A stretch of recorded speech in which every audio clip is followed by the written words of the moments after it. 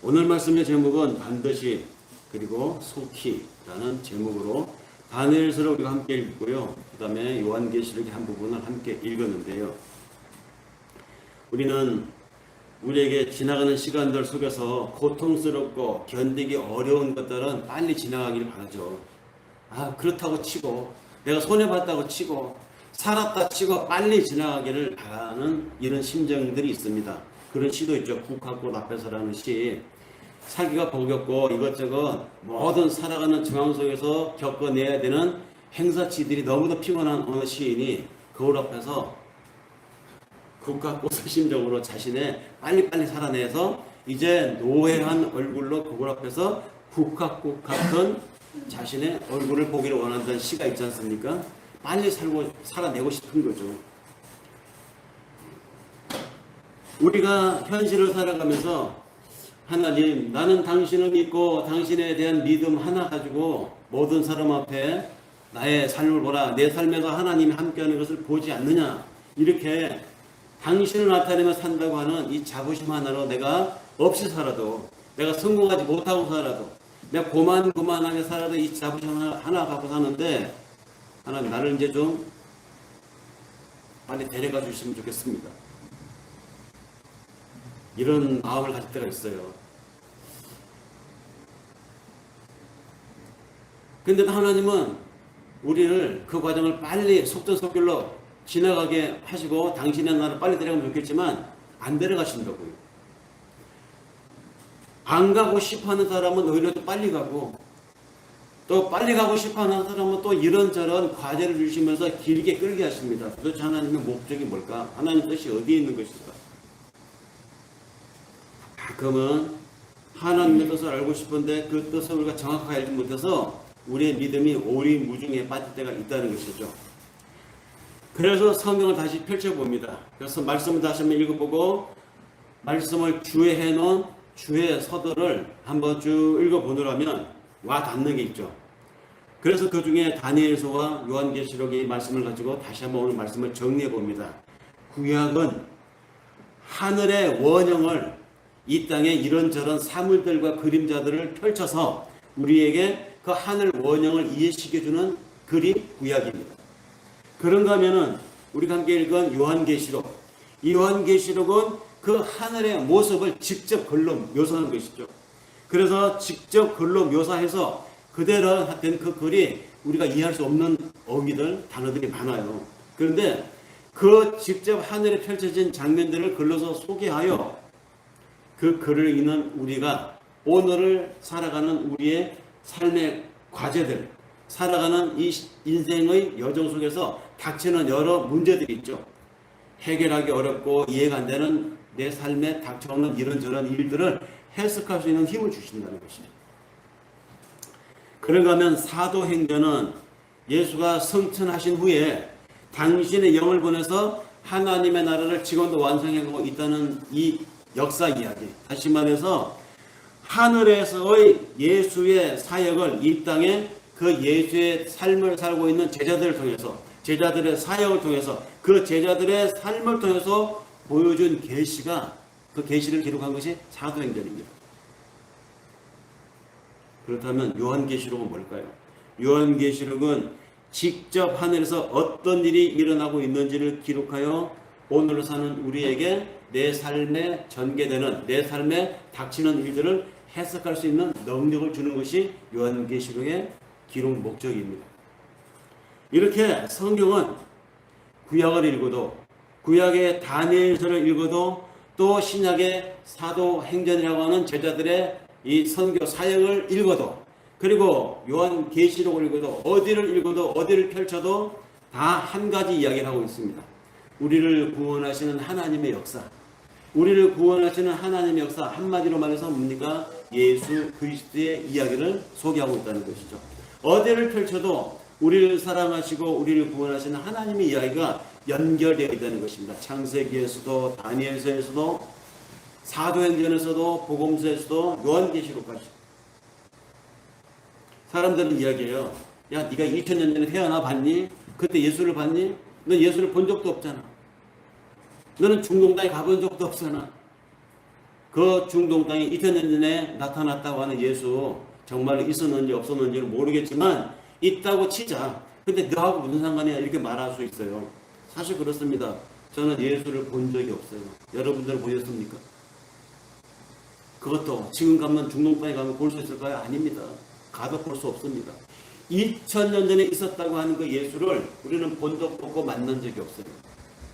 근데 본 적도 만난 적도 없는 그 예수라는 인물이 나를 구원했다고 하는 사실이 또 우리 모두를 구원하고 있다는 사실이, 그래서 그 구원의 능력이 지금도 나를 삶을 버티게 만들고 있고 하나님의 나라에 서는 그날까지 그분이 함께하고 있다는 이 사실을 우리가 어떻게 믿을 수 있습니까?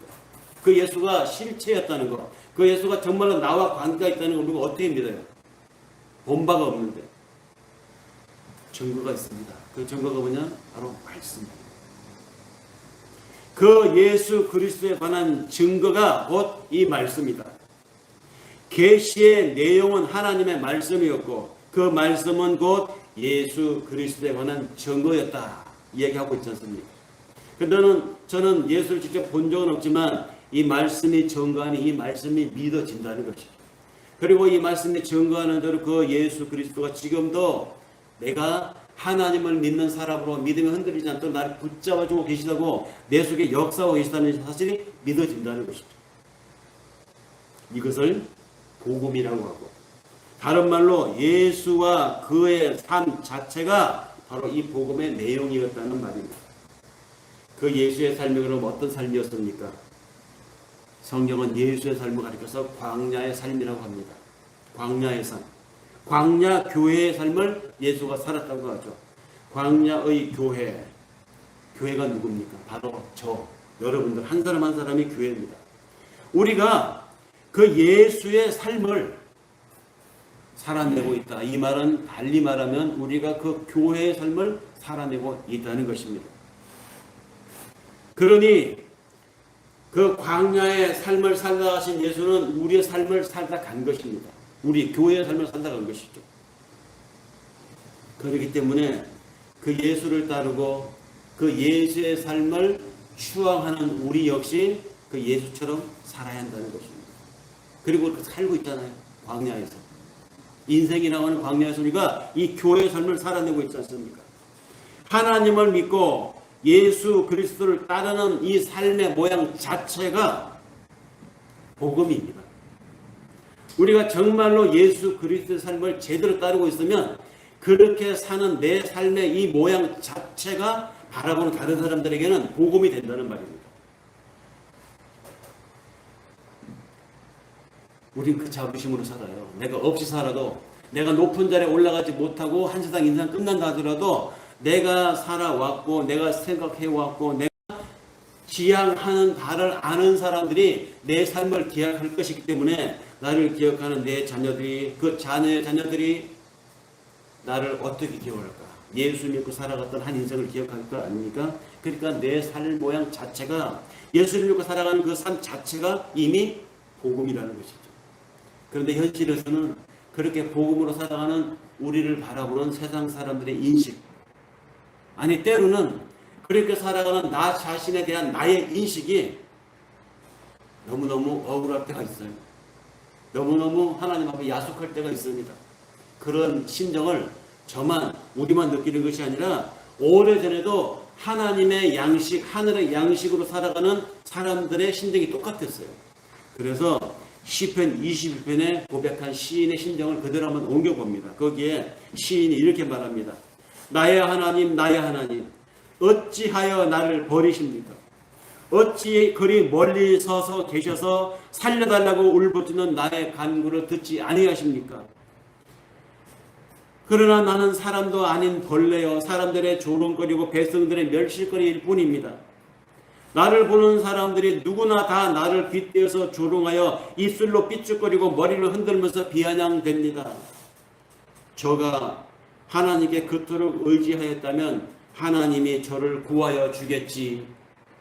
저가 그토록 하나님의 마음에 들었다면 그 하나님이 저를 저 삶의 위기에서 건져내지 않겠니? 라고 곤란에 처해 있는 나를, 지금 이 비통한 처지에 빠져있는 나의 삶을 바라보면서 세상 사람들이 나를 비웃고 있습니다. 하나님께 지금 이런 자기의 처지를 지금 토로하는 시인의 이야기가 여기 시편 22편에 나열되어 있습니다. 다윗의 이 시를 읽으면서 떠오른 것이 있습니다. 다윗의 시인데 마치 예수 그리스도의 생애를 고백하고 있는 것 같지 않습니까? 아니, 예수의 삶을 어쩌면 다윗이 살다 갔어요. 그렇게 앞으로 오실 메시아가 이런 삶을 살다 갈 것이라는 것을 다윗이 미리 살아 보여준 것이죠. 하나님이 다윗의 삶을 통해서 이미 구약에 예수 그리스도의 모형으로 살다 간 사람의 이야기가 많잖아요. 다윗뿐만 아니라 아브라함, 이삭, 야곱, 요셉, 엘리야까지. 그런데 그런 삶을 통해서 하나님이 그 사람들은 그런 삶을 살다 갔지만 그렇게 살다간 그 사람들이 그 삶의 모양 자체가 복음이라고 하지 않았습니까? 우리가 예수 그리스도에 대한 철저한 믿음의 삶을 살면 그 삶의 모양 자체가 다른 사람에게 복음인 것처럼 자신은 그렇게 피폐를 당하고 자신은 그렇게 애통함을 느끼면서 하나님에 대한 야속함을 느끼면서 같이 살았던 그 사람의 그 삶을 통해서 그는 그렇게 살고 갔지만 그 사람의 삶을 통해서 어떤 일이 일어났느냐고요. 시편 22편 27절 28절에 같은 시인이 고백을 합니다. 온 세계가 하나님을 기억하고 하나님께로 돌아올 것이며 이 세상 모든 민족이 주님을 경배할 것입니다. 나라는 하나님의 것이고 하나님은 만국을 다스리는 분이 될 것입니다. 뿐만 아니라 31절에 가면 아직 태어나지도 않은 세대도 주께서 하실 일을 말하면서 주께서 그의 백성을 구원하셨다라고 선포할 것입니다. 65년 전에 제가 태어나기 전에 저희 아버지가 예수를 믿었느냐? 아니에요. 예수 옛절은 모르고 사셨다가 병으로 돌아가셨습니다. 저희 아버지의 아버지는, 그러니까 제 할아버지는 예수를 알았을까요? 저한테 예수 얘기한 적도 없어요. 제 기억이 없습니다. 그분들 입장에서는, 할아버지 입장에서는 아직 태어나지도 않은 인생에서 제가 듣지도 않고 본바도 없는데 나는 어떻게 오늘날 지금 예수를 말하고 있을까요? 나는 어떻게 내 가치관이, 내 인생관이 예수에게 맞춰져 있을까요? 하나님의 나라의 삶을 나는 말하고 있습니다. 할아버지 세대에도 이 땅에 예수를 믿고 기도하는 사람들이 있었어요. 할아버지 세대가 어떤 세대입니까? 구한말 세대잖아요. 그때 이 땅에 복음을 던지고 순교한 사람들이 있었다는 것이죠. 그들의 기도와 그들의 희생이 있었습니다. 그 삶의 모양 자체가 이 땅에 많은 사람들에게 복음이 되어진 것입니다. 복음이 되어져서 오늘날까지 이 땅에 욕을 먹고 정말로 사람들에게 비난을 많이 받지만 그럼에도 불구하고 하나님을 제대로 믿는 사람들이 이 땅에 이렇게 넘쳐나게 되는 것입니다. 성경이 다윗의 삶과 예수의 삶을 이렇게 똑같은 이 이미지가 떠오르도록 기록해 놓은 이유는 우리의 살아가는 이 삶의 모양 자체가 복음 자체이기 때문입니다. 예수의 삶이 그랬던 것처럼 다윗의 삶이 그랬던 것처럼 그런 삶이 우리의 삶의 모양에서도 그대로 나타날 수밖에 없다는 것이죠. 이건 내가 나타내겠다, 내가 하나님 믿는 사람으로서 이렇게 살아 보이겠다라는 거 해서 되는 게 아니라는 것입니다. 그렇게 되어가게 되어 있어요. 내가 하기 싫어도. 우리는 우리 삶의 복음 자체였던 예수의 삶이 반드시 나타나게 되어 있습니다. 그냥 사람들 앞에 내가 나타내려고 하지 않았는데 그 사람이 느끼게 된다는 것이죠. 다르다. 뭔가 좀 다르다. 그 일은 하나님의 백성인 우리들에게 반드시 나타나게 되어 있습니다. 불가피한 일로 우리 인생에 그게 전개되게 되어 있습니다. 그래서 요한계시록을 읽어보면 요한은 그 계시록을 통해서 우리에게 던지는 말이 무슨 신묘막측한 신비한 마법의 이야기를 전하는 얘기가 아닙니다. 그 이야기를 읽고 있는 그의 계시록을 읽고 있는 우리들에게 내 삶에서 그 예수의 삶이 재현되고 있는가 그것을 되묻게 만들고 그 복음의 내용으로 나는 오늘을 살고 있는가를 내 스스로에게 점검하게 만든다는 것이죠.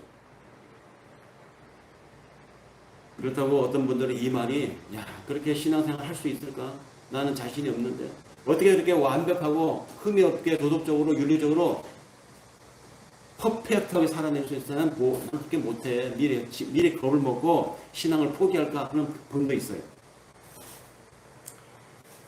정말로 요한계시록을 기록한 요한 저자가 읽으면서 너 자신을 돌아봐라. 너는 완벽하게 살고 있니? 퍼펙트하게 살고 있니? 이거 축권의 얘기 아닙니다. 우리 그렇게 살 수가 없어요. 윤리적으로 도덕적으로 완벽하게 살 수 있다면 정말 인간이 그럴 능력이 있다면 하나님의 인간의 몸을 입고 이 땅에 올 필요도 없었죠. 알아서 인간들이 능력 있는 자들이 하지 않았겠습니까? 우리는 그렇게 할 수가 없습니다. 우리가 할 수 없기 때문에 할 수 없으면 하나님도 아시고 당신이 인간의 몸을 입고 이 땅에 와서 우리를 대신하여 살아 보여준 것입니다.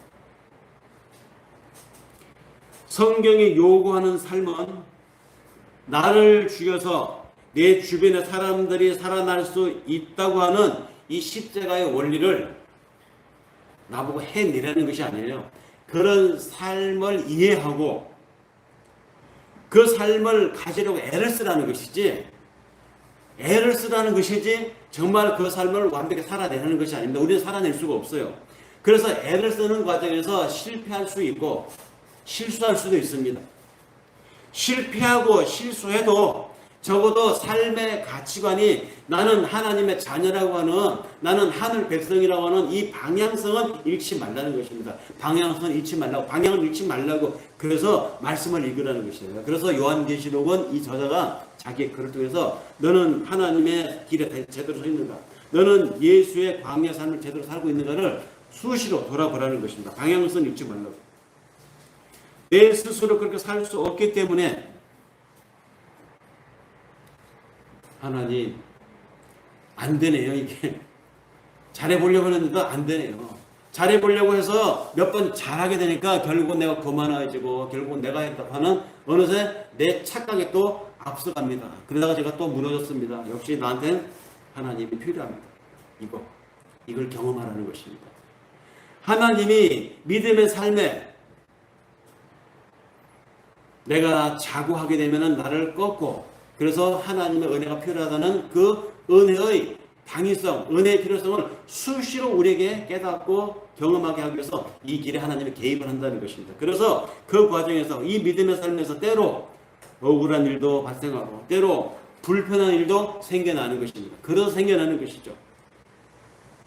이 예언의 말씀을 읽는 자와 듣는 자와 그 가운데 기록한 것을 지키는 자들이 복이 있나니 때가 가까움이니라. 함께 읽은 요한계시록의 말씀 아닙니까? 근데 잘 보면 읽는 자는 한 사람이고 단수입니다. 그런데 듣는 자들은 복수입니다. 그 옛날에는 성경이 귀했어요. 고가였습니다. 양피지, 양의 가죽에다가 기록했기 때문에 아주 고귀한 신분의 높은 사람들만 이걸 소유할 수 있었어요. 그렇기 때문에 그 사람만 그걸 펼쳐서 그 글을 크게 읽는 것이죠. 읽으면 회중은 듣습니다. 그래서 읽는 자는 한 사람이고 듣는 사람은 여럿인 것이죠. 그런데 더 중요한 것은 읽는 자나 듣는 자나 다 복되다 이게 하지 않았어요. 뭐라고 어떤 자들이 복되냐? 읽는 자나 듣는 자나 그 말씀을 지키는 자가 복되다. 목사들 중에 전도사들 중에요.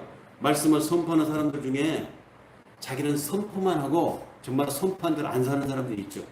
돈에 욕심을 내고 권력에 욕심을 내고 그거 말씀대로 사는 거 아니잖아요. 근데 그것을 인생의 목적으로 하는 사람들이 있습니다.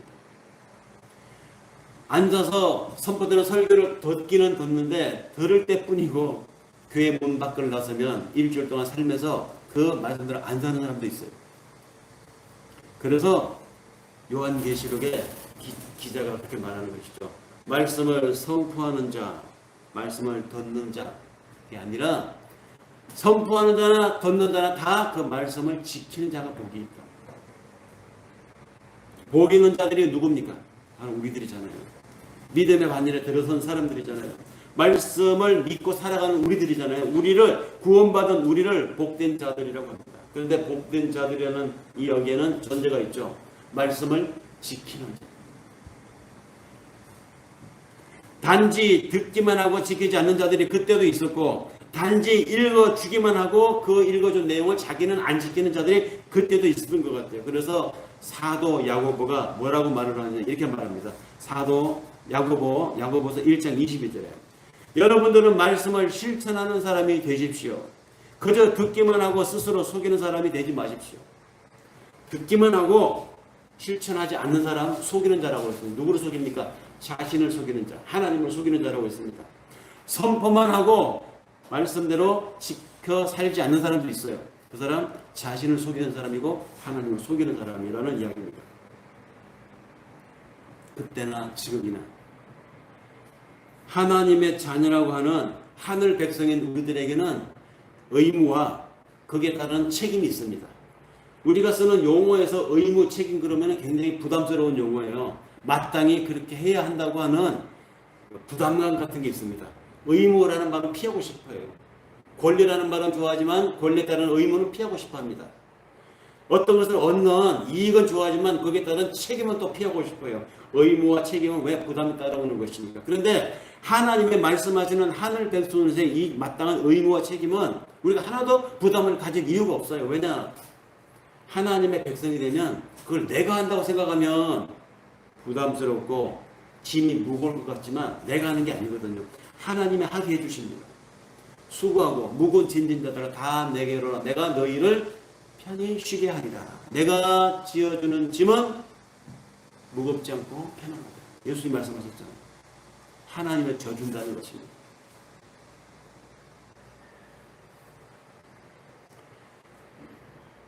그렇기 때문에 우리에게 요구되는 책임과 의무의 삶이 당연히 나타나게 되어 있습니다. 하나님이 내 삶을 통해서 그렇게 만들어 가세요. 그러니까 내 삶은 사실 내 삶이 아니라 하나님이 함께하는 당신의 삶이에요. 하나님이 내 말을 통해서 내 삶의 선택을 통해서 그렇게 이루어 가신다는 것이죠. 그것이 예수의 삶입니다. 그리고 그렇게 살아가는 것이 사람들에게 그리스도의 복음입니다. 그 계시의 일들을 성서 기자들이 뭐라고 표현하느냐? 반드시 되어질 일이고 그리고 속히 되어질 일이라고 묘사했습니다. 오늘 설교 제목이기도 하죠. 반드시 그리고 속히. 그런데 우리가 반드시라는 말에는 동의를 해요. 그래, 하나님을 믿으니까 하나님이 내 인생을 통해서 당신의 일을 이루어 가신다. 이 일은 반드시 이루어진다. 믿음으로 동의가 됩니다. 그런데 속히라는 말은 좀 동의가 안 돼요. 왜? 우리는 시간 속에 살고 있기 때문에 하나님 나를 선택했다면 나를 빨리 이 땅을 살아내게 하시고 아까 처음에도 말씀드렸지만 빨리 천국에 이르게 하소서. 빨리 이르게 하소서. 빨리 살아내게 하소서. 내가 누구를 사랑해야 될 대상이 있다면 빨리 알려주세요. 누구예요? 저 천호동에 사는 사람입니까? 아니면 목동에 사는 사람입니까? 알려주세요. 그냥 확 빨리 사랑해버리게. 빨리 사랑해내고 빨리 천국 가고 싶습니다. 속히에 대해서 이 시간이 내게 아닌데도 불구하고 이 시간까지 내가 마음대로 타임머신 타고 막 앞당겨 가는 것처럼 확 당겨서 일이 빨리 이루어지기를 원한다는 것이죠. 근데 그렇게 됩니까? 안 돼요. 우리에게 살아내야 할 몫이 있습니다. 그리고 살아내야 할 그 과정에서 하나님의 영광을 드러내야 할 단계가 있어요. 이건 하나님의 시간이에요. 내가 땡긴다고 되는 것이 아니고 내가 미룬다고 놓쳐져 오는 것도 아닙니다. 반드시는 동의가 되지만 그래서 속히라는 말에 동의가 잘 안 되는 것입니다. 그래서 다시 한번 요한계시록에 있는 이 말씀을 상기해 보면 이 말을 현대어로 풀어보면 이런 얘기입니다. 이 책은 예수 그리스도께서 계시한 일들을 기록한 책입니다. 이 계시는 곧 일어나야 할 일들을 그 종들에게 보이시려고 하나님께서 그리스도에게 주신 것입니다. 그리스도께서는 자기의 천사들을 보내서 자기의 종 요한에게 이것들을 알려주셨습니다. 반드시 속히 될 일은 예수로서 악이 망하고 하나님의 나라가 완성되는 일이었습니다. 이 계시록이 기록된 때가 언제입니까? 예수가 이미 십자가 사역을 완성을 했고 그 죽고 성천하고 하늘로 올라가신 때였습니다. 그러니까 뭡니까? 하늘의 일이 이미 완성된 때죠. 그럼에도 요한은 그의 계시록에서 왜 이 이야기를 이미 이루어진 일이라고 하지 않고 속히 될 일이라고 표현을 했을까요? 이미 이루어진 일인데 이미 이루어졌고 자신은 예수 믿는 이 믿음 하나 지키니라고 유배섬에 그 밤모습까지 유배 와서 지금 이 환상을 보고 쓰고 있지 않습니까? 수년 전에 일어난 일인데 왜 이 사람은 이 일이 속히 되어질 일이라고 쓴다는 것이죠. 그 단서가 다니엘서에 있습니다. 다니엘서 2장 28절 29절에 보면 이런 이야기가 있습니다. 비밀을 알려주시는 분은 오직 하늘에 계신 하나님 뿐이십니다. 하나님은 느부갓네살 임금께 앞으로 일어날 일이 무엇이라는 것을 알려주셨습니다. 임금의 꿈, 다시 말해서 임금께서 침대에 누워있을 때 머릿속에 나타나는 환상은 이런 것입니다. 임금의 꿈, 곧 임금께서 침대에 누워있을 때 머릿속에 나타난 그 꿈이 뭐냐? 임금이 잠자리에 들어서 앞날의 일을 생각하고 계실 때 비밀을 밝히시는 분께서 임금께 앞으로 일어날 일을 보여주신 것입니다. 라고 하면서 우리가 함께 읽은 본문의 내용이 이제 나오는 것입니다. 거기 보면 삽으로 떠여진 돌이 갑자기 어디에선가 날라와가지고 왕이 꿈에서 본 이상한 신상이 있어요. 뭐 머리는 쇠고 반은 흙으로 되고 이런 얘기가 나오죠. 근데 이 신상을 어디선가 날라온 돌이 딱 꽂히더니 신상에 박살이 나는 겁니다. 근데 이 박살난 이 신상이 무너진 꿈을 왕이 너무도 흉흉해서 찝찝해가지고 다니엘을 불렀다는 거 아닙니까? 자기가 어젯밤에 무슨 꿈을 꿨는지 말도 해주지 않고 내가 어젯밤 이상한 꿈을 꿨는데 너 해석을 해보아라. 꿈을 얘기해주지도 않고 해석을 하라니 다니엘이 왕이 말해주지 않았지만 하나님이 그에게 함께 하시니까 왕이 무슨 꿈을 꾸었는지 다 얘기해 줍니다. 이러이러한 꿈을 꿨죠? 그 꿈, 날아온 돌이 무너뜨렸죠? 그래서 왕이 지금 마음이 심숭생숭하시죠? 하나님께서 앞으로 하실 일을 왕의 꿈을 통해서 보여주신 것입니다. 라고 해석을 해줍니다. 그 떠여진 돌이 누구냐? 떠인 돌, 날아온 돌, 예수 그리스도를 상징한다고 합니다.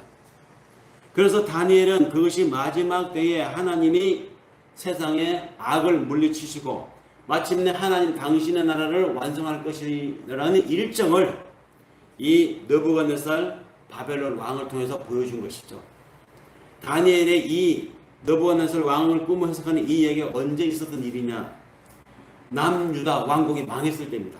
남유다가 망하기 전인 BC 605년, 다시 말해서 예수님이 오시기 605년 전에 바벨론이 갈그미스 전투에서 대승을 하게 됩니다. 거기서 패권을 지게 되니까 그 바벨론 느부갓네살 왕이 앞으로 남하를 해가지고 남쪽에 있는 유다 땅을 다 쓸어버려요. 그리고는 남쪽 유다 땅, 남유다 왕국을 식민지로 만들면서 그 땅에 있는 엘리트들, 제사장들, 글을 읽을 줄 아는 사람들, 재주 있는 장인들을 다 포로로 잡아가죠. 바벨론으로. 바벨론에 포로로 잡아간 이유는 너희들을 다스리고 너희들을 지도하는 중요한 인사들을 내가 여기서 바벨론에 지고 있으니 너희 식민지 남유다 왕국 백성들은 열심히 일을 해서 조공을 바쳐라. 반기를 들거나 반란을 일으키면 여지없이 너희들의 지도자는 이 땅에서 바벨론에서 그냥 죽는다. 볼모로 잡아간 거예요. 그 잡혀가는 무리 속에 다니엘도 들어가 있었습니다. 그때가 잡아가고 포로로 잡아갈 때가 언제냐? 예수님이 출생하기 600년 전 일이었습니다. 그러니 당연히 다니엘이 거기서 왕의 꿈에 나타난 그 일이 언제 일어날 일이냐? 앞으로 되어질 일이라고 묘사한 거예요. 앞으로 되어질 일, 그거 뭡니까? 예수 그리스도 탄생을 이야기한 것이죠. 지금 바벨론 왕이 철의 대왕같이 전 세계를 정복했지만 조만간에 대왕의 시대가 끝나고 메대의 나라는 나라가 설 것입니다. 그 나라는 쇠고대의 나라입니다. 그만큼 강하다는 나라죠. 근데 그 나라는 얼마 안 가서 또 다른 나라가 들어설 것입니다. 페르시아라는 나라가 설 것입니다. 근데 그 페르시아 나라가 얼마 안 가고 또 무너질 것입니다. 그래서 마지막 강대국이 나타날 것인데 그 나라가 무슨 나라냐? 로마라고 하는 탄탄한 나라입니다. 근데 그 탄탄한 나라, 천년만년 갈 것 같은 그 나라가 어느 순간 나타난 하나의 떠인들이 나타나서 날아오더니 그냥 그 신상 자체를 박살을 내버린다. 이게 뭐냐? 세상의 힘과 무력을 가지고 호령하는 이런 나라, 이런 스타일의 나라가 아니라 새로운 나라, 즉 하나님의 영으로, 하나님의 마음으로, 하늘의 양식으로 다스리는 새 나라가 나타날 것인데 이것을 보여주었다는 것이죠.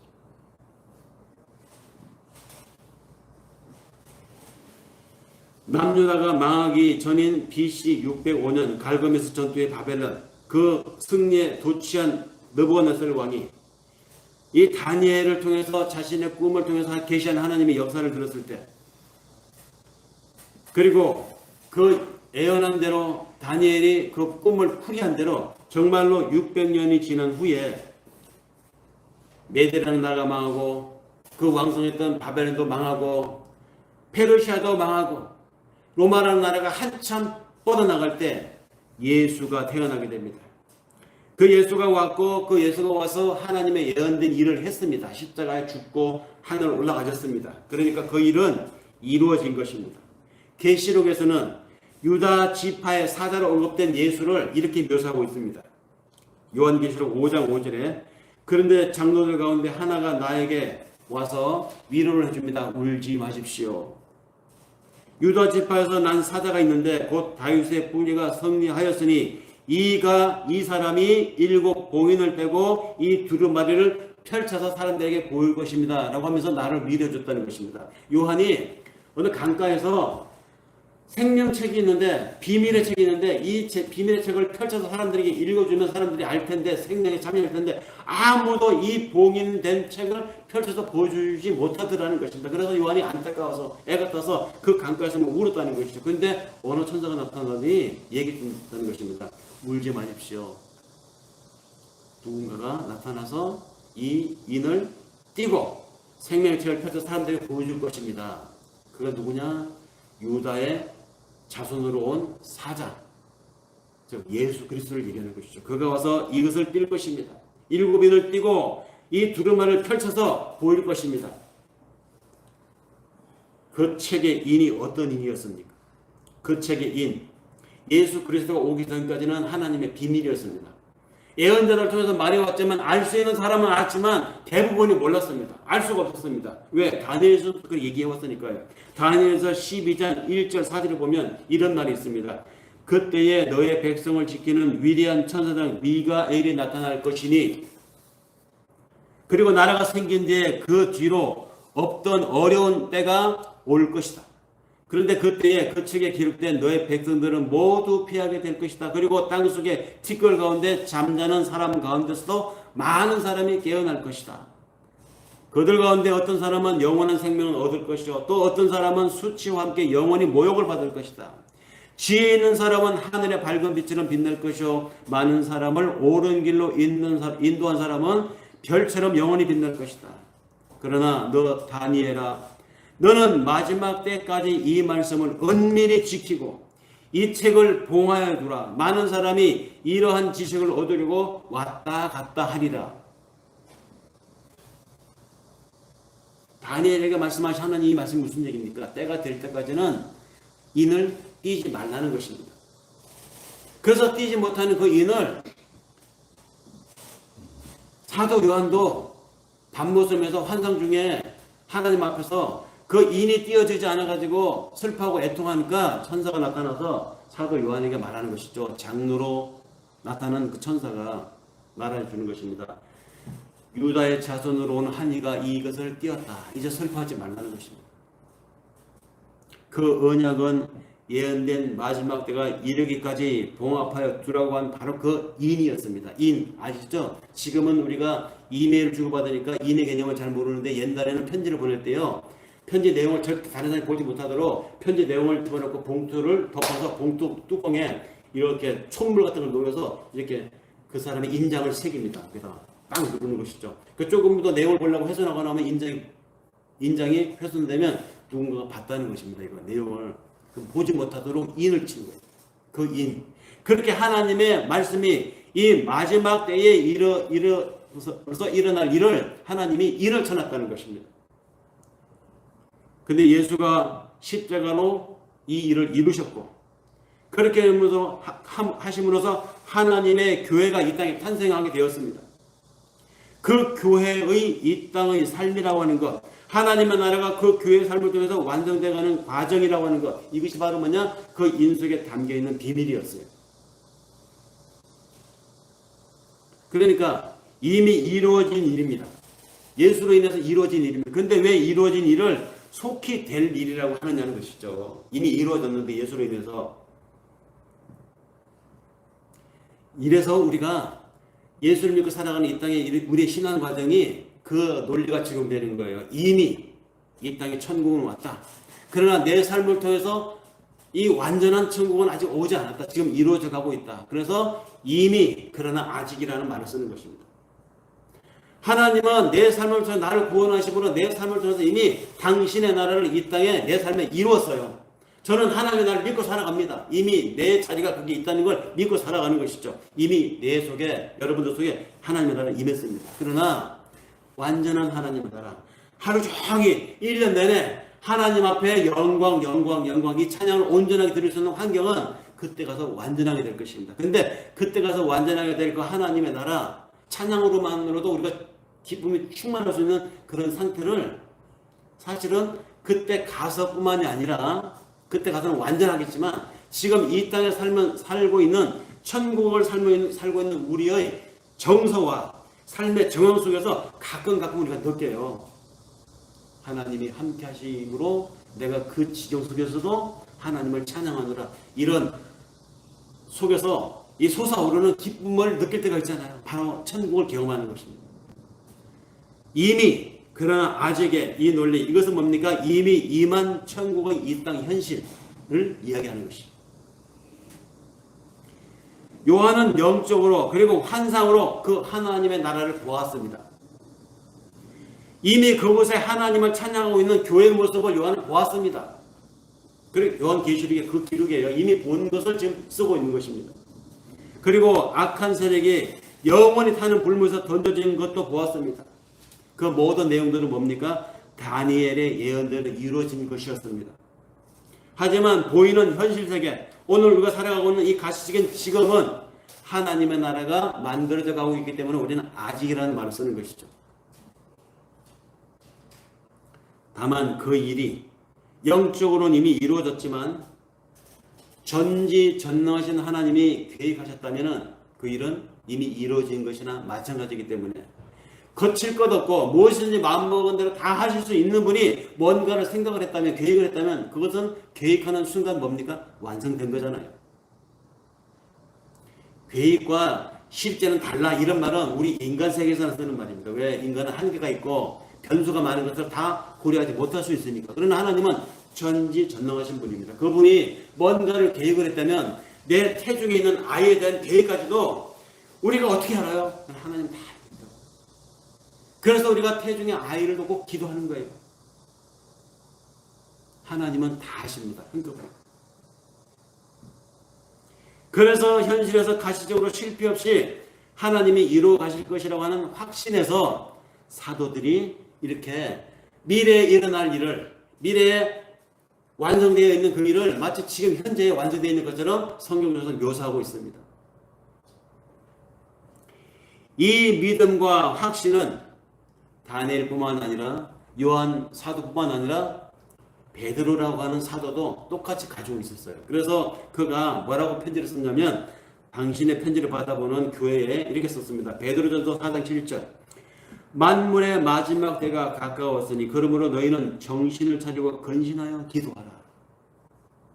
지난주에도 말씀드렸지만 살다 보면 세상 사는 사람의 방식대로 휘둘리게 되어 있습니다.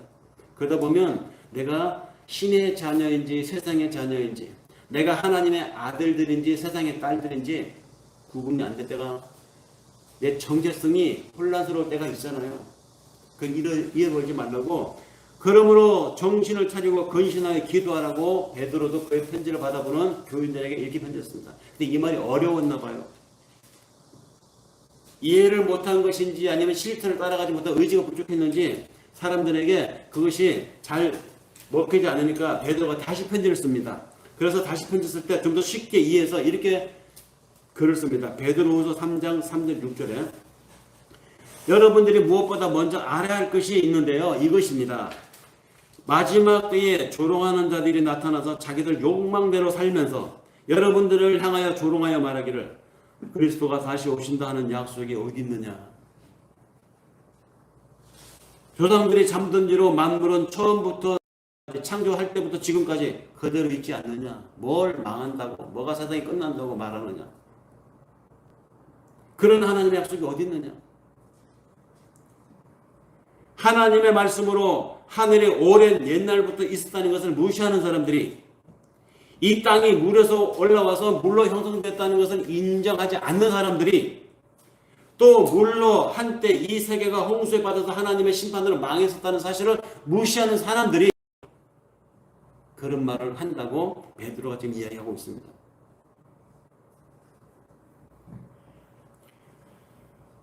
말세에 사람들이 노아 홍수 때처럼 야 언제 비가 오냐, 야 네가 그 말 한 지가 100년이 지났어, 언제 비가 와 하고 노아를 비아냥거리고 비난했던 것처럼 그 얘기를 지금 베드로가 상기시키는 것입니다. 이 말을 오늘날 언어로 바꿔서 이야기하면 이런 얘기 아닙니까? 야 정말 예수가 오니? 정말 예수가 재림한다는 말이냐? 정말 닥친다는 말이냐? 온다 하는데 도대체 우리 할아버지도 얘기했고 할머니도 얘기했는데 우리 아버지도 그러다 돌아가셨다? 지금도 마찬가지다. 내가 그렇게 말하고 있잖아? 안 오잖아. 언제 와? 이렇게 조롱하고 비아냥거린다는 것입니다. 근데 노아 때 비가 왔잖아요. 100년이 지나서 120년이 됐을 때 비가 왔습니다. 하나님이 노아를 통해서 예언했죠. 내가 반드시 물러서 썰어버리리라. 살아 숨쉬는 모든 것도 공중에 나는 것도 땅의 모든 미생물까지 다 썰어버리자. 하나님이 하신다고 하면 반드시 그 일은 진행됩니다. 하루가 천년 같고 천년이 하루 같던 하나님의 시간 안에서는 100년이라는 거, 150년이라는 거, 1000년이라는 거 의미가 없어요. 사람이니까 5년 살고 10년 살고 20년 후에 내가 죽은 다음에 이렇게 따지지 하나님의 시간 안에서는 의미가 없습니다. 과거와 현재와 미래가 하나님 안에서는 하나입니다.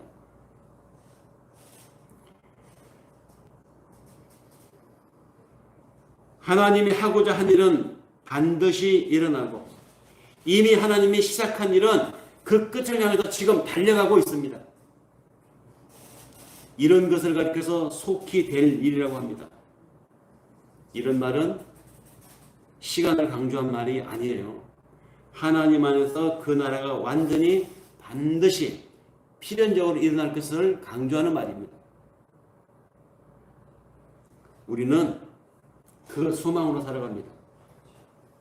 그래서 사는 것이 힘들어도 믿음을 지키려고 애를 쓰고, 그래서 삶에 지치고 내 삶을 매일매일 돌아보며 우리가 기도하며 살아가는 것입니다. 반드시, 그리고 속히 될 일을 우리는 소망하면서 하나님 앞에 기도하면서 한 주간 또 내 삶의 시간 속에서 하나님이 어떤 흔적을 나에게 남기기 위해서 나에게 은혜를 확인시켜 주실지를 기대하는 한 주간이 되길 바라면서 이 말씀을 마칩니다. 기도하겠습니다.